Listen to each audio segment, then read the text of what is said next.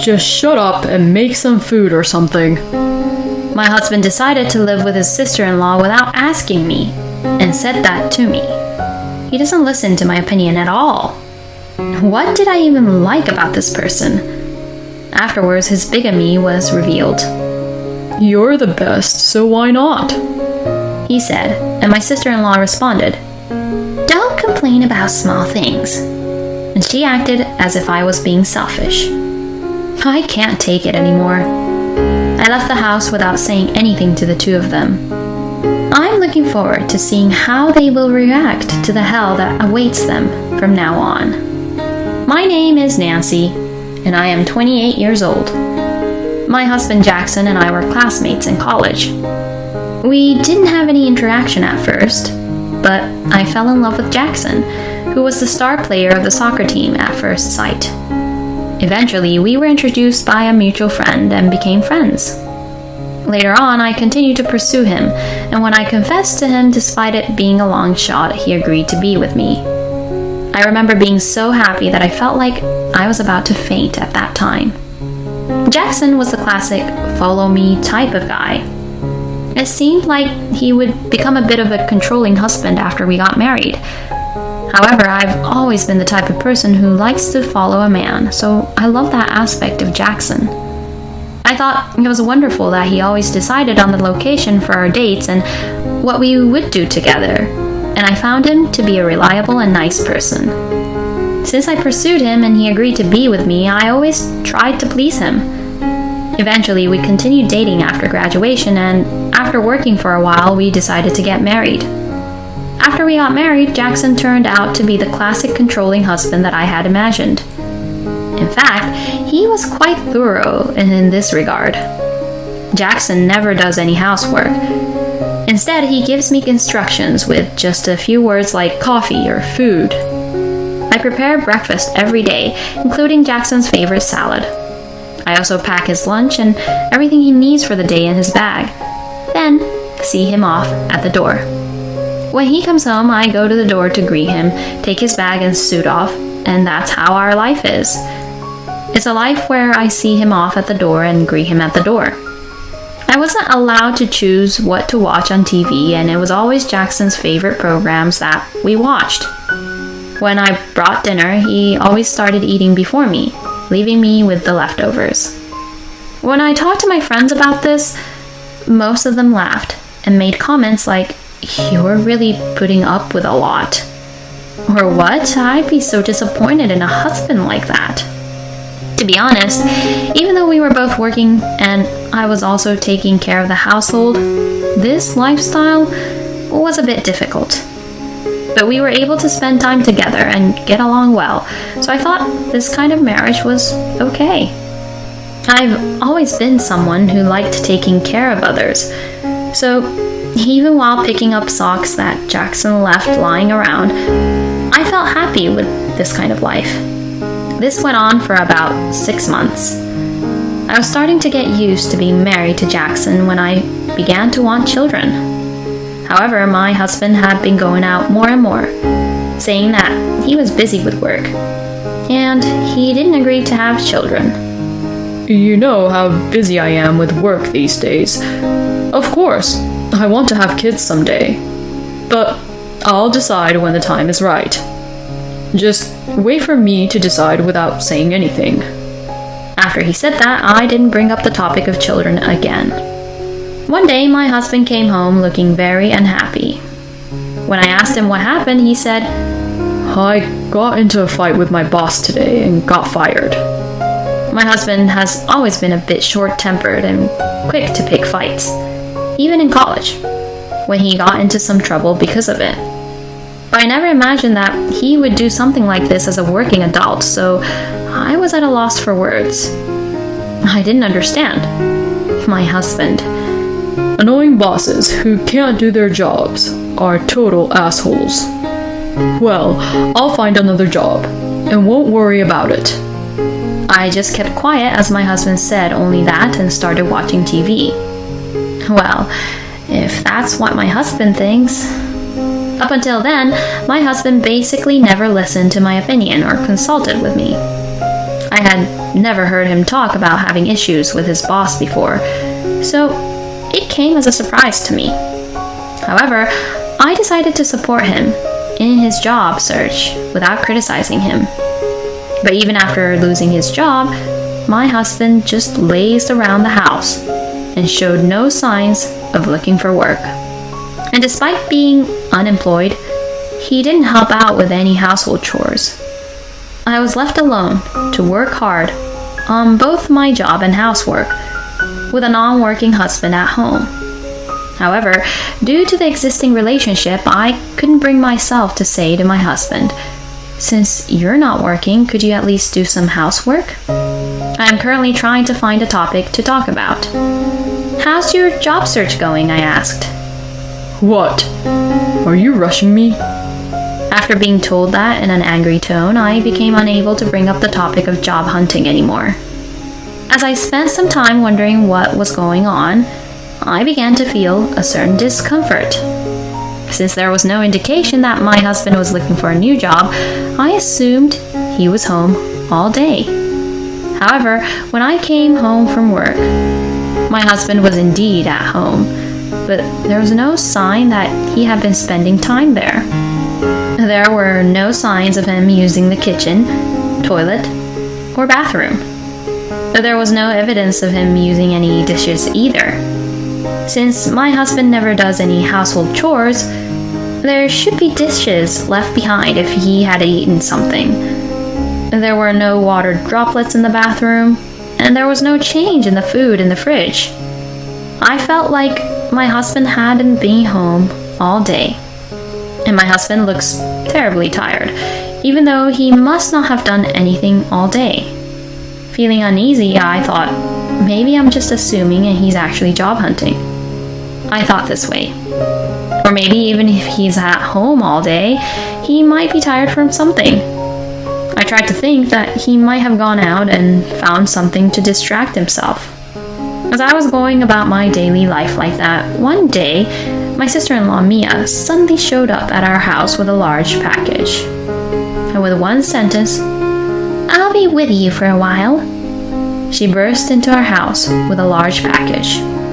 I didn't understand what was going on suddenly. Then my husband said, Good job, sis. and welcomes his sister with a smile. When I asked my husband what was going on, he told me that his sister was getting a divorce and had nowhere else to go. So she came to our house. But I didn't know anything about it. When I said that, my husband immediately looked unhappy. What? Do you have a problem with that? We should naturally help out our family when they're in trouble, right? I'm used to my husband's dominant attitude. Even if he said something unfair, the best way for us to live in peace was to ignore it. But this time, I couldn't just accept it like before. But couldn't she go back to her parents' home? Our house isn't that big. Isn't Mia going to feel uncomfortable? I conveyed my thoughts in a gentle way, but my husband still became unhappy. Shut up! Just shut up and make some food. He yelled at me and then ignored me. So we couldn't even have a conversation about it. And that's how Mia ended up living with us without any discussion. Our life together became a living hell. Until now, my husband and I were able to manage the household chores between the two of us. But now it's 3 people's worth of work. Mia doesn't do any housework, just like my husband. Even when I ask her to help out a little bit. No, it's annoying. You've been doing everything for my little brother until now, right? It's not a problem to have one more person to take care of. Treat me the same way as you treat my little brother. She completely ignores my requests. And unlike my husband, who doesn't seem to be around all day, Mia is always in the house and never goes out. Hey, could you buy me a new lipstick? Get the one that I always use. I want a few notebooks, so buy me 3, okay? She gives me orders to buy even the smallest things. The most difficult thing was that my sister-in-law didn't contribute a single penny to rent or living expenses. Until then, I had reduced my working hours in order to not neglect the household chores. But with only reduced pay, it wasn't enough to cover the living expenses for 3 people. So I went back to working full-time. It was hell, having 2 people who didn't do anything in the house while working full-time. I pushed myself to do the household chores with my exhausted body every day and was ordered around by the 2 of them. However, a change came to this kind of life. It turned out that my husband was committing bigamy. Strictly speaking, my husband had another family. The trigger was the wedding ring. I was sitting next to my husband on the couch, and we were having a casual conversation. I noticed that the ring my husband was wearing was not his wedding ring, which he bought with me. At that moment, I didn't blame him, and instead I decided to hire a private investigator to investigate the situation. The fee for hiring a private investigator was a considerable expense for me, who was struggling to make ends meet. But I couldn't just sit back and do nothing. Considering our past life together, I was convinced that something was going on. And the result of the investigation revealed that he was committing bigamy. The investigation revealed that my husband was not working in the other home either. And the woman, the one with whom he was having the affair, was working. The woman's job was a night job. Therefore, my husband had been living a lifestyle where he spent his days at the other family's home while I was at work, and spent his evenings at our home when the other woman was working. It seemed like a pretty overwhelming life, but my husband seemed to get through it well. Later on, I found out that my husband had explained to his other partner that it was inconvenient to wake her up in the morning, and that he had a different lifestyle, so he rented an apartment and spent his time there during the unexplained blank periods to his other family. I was amazed that he would put effort into something like that, especially when he didn't lift a finger to help with the housework. Despite not doing anything during the day, my husband seemed tired for some reason, which turned out to be due to his double life. One day, during dinner, I decided to talk to him about it. Since my sister-in-law was also present, I had no choice but to tell her as well. I conveyed the results of my investigation and confronted my husband about what was going on. Although at first my husband seemed a little shaken, he soon returned to his usual arrogant self. You're such a troublesome woman for investigating everything. I admit, I led a bigamous lifestyle, but you're the one I married, right?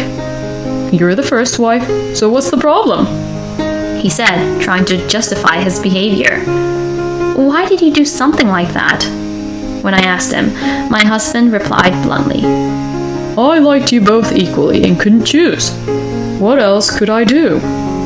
I was surprised by his answer, as I didn't expect him to have any feelings for me, but that doesn't mean I can forgive what he did.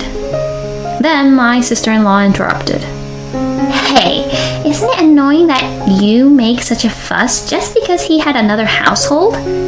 He says you, Nancy, are his number 1, so isn't that enough?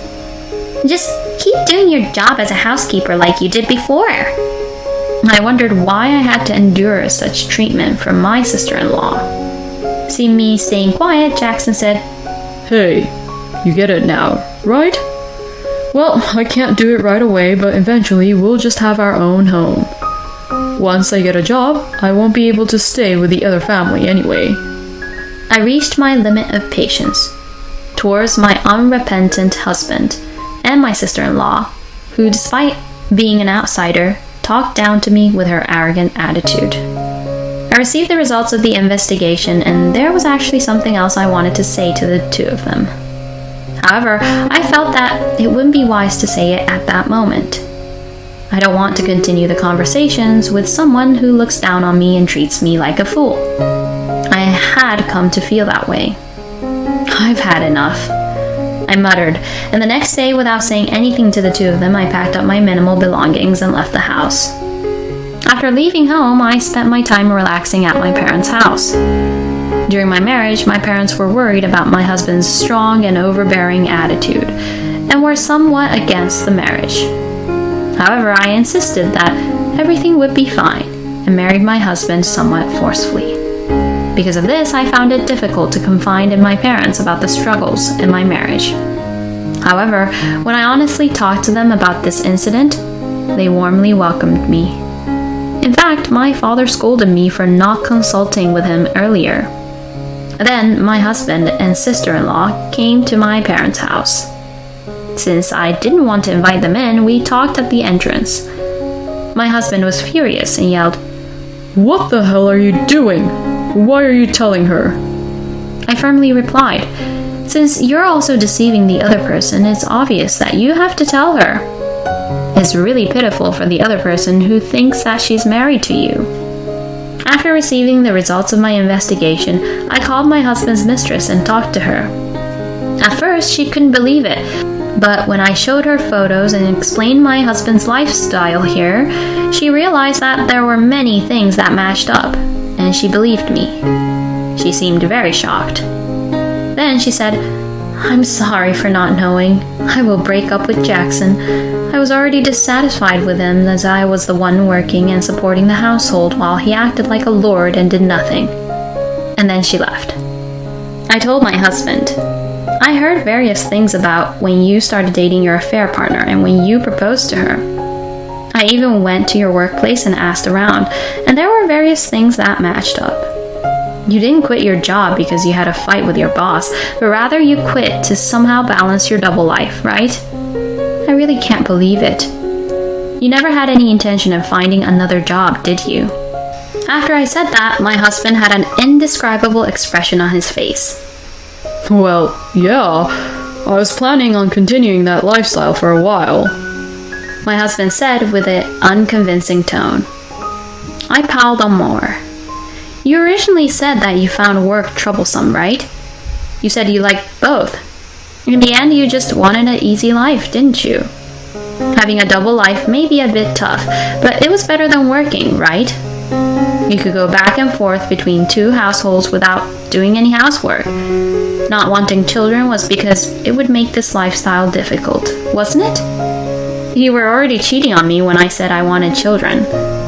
At that time, you were thinking about how to maintain your double life in the future, right? You're truly the worst." My husband seemed to have nothing more to say in response. Then, my sister-in-law started to get angry. You told my husband where I was, didn't you? What are you going to do about it?" Regarding this matter, I calmly conveyed, "Yes, it seems that your ex-husband is searching for you, claiming that you ran away with money." I investigated my husband's affairs and also did my own research on my sister-in-law. It turns out that she didn't do any household chores and was caught cheating. Her husband filed for divorce, and she took all the money in the house and disappeared. It seems that her husband was desperately searching for her. However, when my sister-in-law asked my husband to hide her, he falsely reported to her husband's contact that she hasn't come to our place. I tried contacting her family, but it seems she hasn't gone back there either.